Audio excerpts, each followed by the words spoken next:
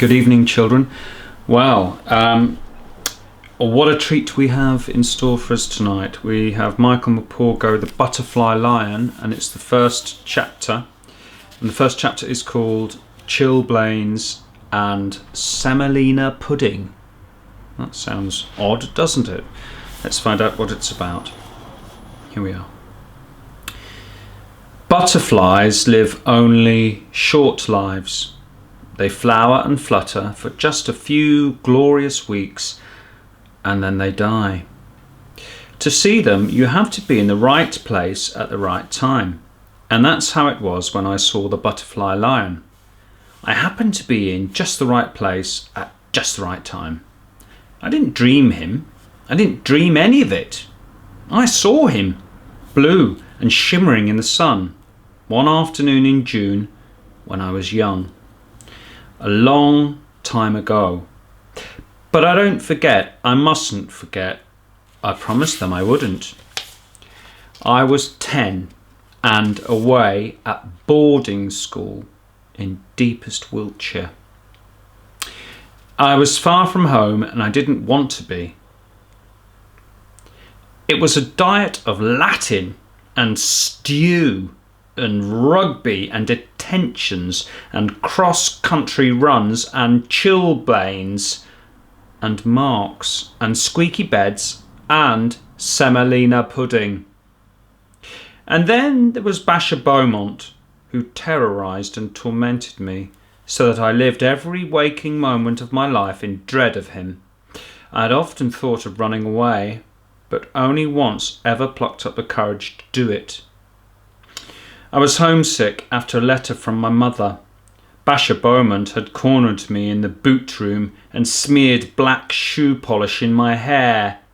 I had done badly in a spelling test, and Mr. Carter had stood me in the corner with a book on my head all through the lesson, his favourite torture.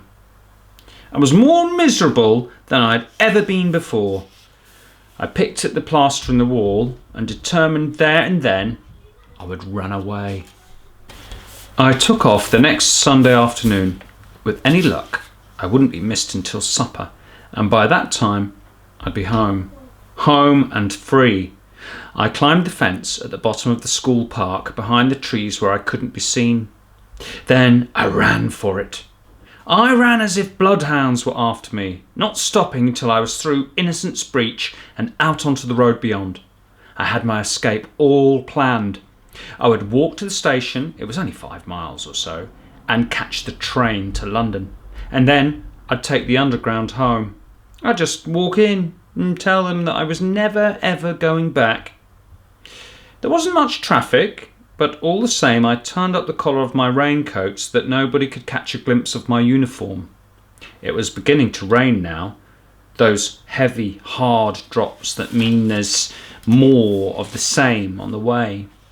I crossed the road and ran along the wide grass verge under the shelter of the trees. Beyond the grass verge was a high brick wall, much of it covered in ivy. It stretched away into the distance, continuous as far as the eye could see, except for a massive arched gateway at the bend of the road. A great stone lion bestrode the gateway. As I came closer, I could see he was roaring in the rain, his lip curled, his teeth bared. I stopped and stared up at him for a moment. That was when I heard a car slowing down behind me. I did not think twice. I pushed open the iron gate, darted through, and flattened myself behind the stone pillar. I watched the car until it disappeared around the bend. To be caught would mean a caning, 4 strokes, maybe 6, across the back of the knees. Worse, I would be back at school, back to detentions, back to Basher Beaumont. To go along the road was dangerous, too dangerous. I would try to cut across country to the station. It would be longer that way, but far safer. Well, that's the end of that chapter. look at the pictures, look at the text, read it if you need to, and try to answer the questions. I hope you enjoyed the intriguing beginning to The Butterfly Lion. See you tomorrow for chapter 2.